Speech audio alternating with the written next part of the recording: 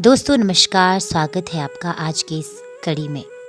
आज आप सुनेंगे कि क्यों पूजा में आसन का महत्व है, यानी कि पूजा के दौरान आसन क्यों बिछाना ज़रूरी होता है।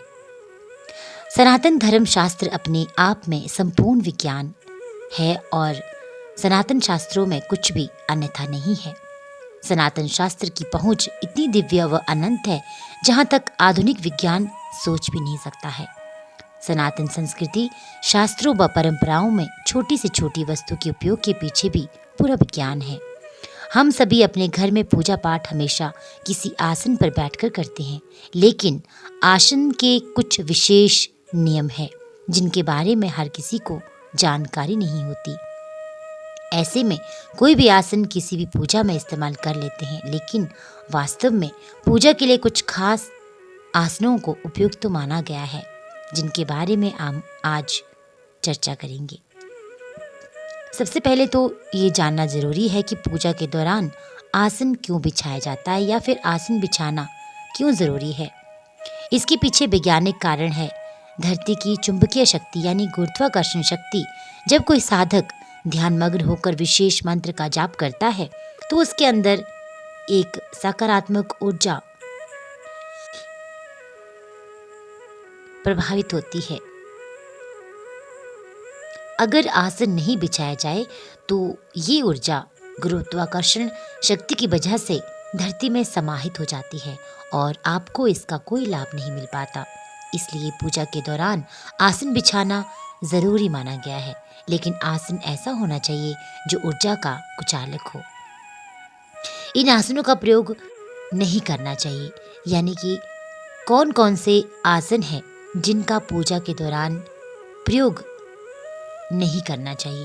आजकल जैसे प्लास्टिक की चटाई, दरी, पट्टी आदि के बहुत सारे आसन बाजार में बिकते हैं, लेकिन इन्हें शास्त्र सम्मत नहीं माना गया है। कंबल का आसन उत्तम है और सबसे शुद्ध और पवित्र आसन कुशा का भी माना गया है। कुश आसन पर बैठकर मंत्र जप करने से अनंत गुना फल प्राप्त होता है। कुश और कंबल आसन दूसरों के गुण दोष स्वीकार नहीं करते, इसलिए इन्हें सबसे अच्छा आसन माना गया है। आसन के नियमों के अनुसार ये हमेशा आपका व्यक्तिगत होना चाहिए। कभी यानी कि जिस आसन पर बैठकर आप पूजा करते हैं उसका प्रयोग किसी और द्वारा नहीं करना चाहिए।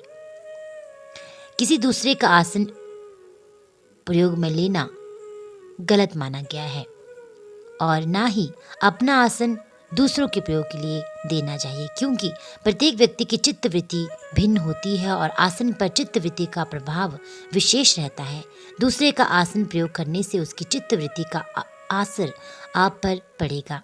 इसलिए बाहर जाने पर भी यदि संभव हो तो अपना ही आसन लेकर जाएं।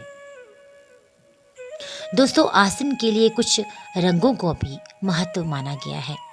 अगर नियमित रूप से पूजा के लिए लाल, पीला, सफेद आसन प्रयोग किया जाए तो उसे अच्छा माना जाता है, लेकिन अगर कोई विशेष साधना करनी है तब आसन के रंगों का चुनाव उसी अनुरूप करना होता है।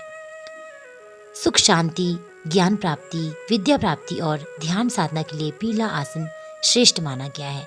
वहीं शक्ति, ऊर्जा, बल बढ़ाने के लिए मंत्रों को जपते समय लाल रंग के आसन का प्रयोग किया जाता है। महाकाली, भैरव की पूजा साधना में काले रंग का आसन प्रयोग किया जाता है। वर्तमान समय में कुश आसन मिलना थोड़ा मुश्किल है। ऐसे में सामान्य पूजा के लिए कंबल आसन सर्वोत्तम माना गया है।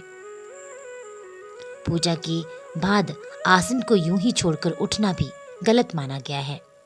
उठने से पहले धरती पर 2 बूंद जल डालें, इसके बाद धरती को प्रणाम करें, फिर जल को मस्तक से लगाएं, इसके बाद आसन को उठाकर यथास्थान रखें। ऐसा करने से साधना का फल पूर्ण मिलता है, ऐसी मान्यता है।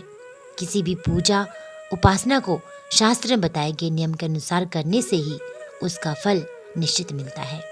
दोस्तों, ये थी आसन से जुड़ी कुछ जानकारी। उम्मीद करती हूँ आपको ये जानकारी और ये पूजा में आसन का महत्व क्या है, ये जानकारी आपको अच्छी लगी होगी। आपका दिन शुभ हो। हर हर महादेव।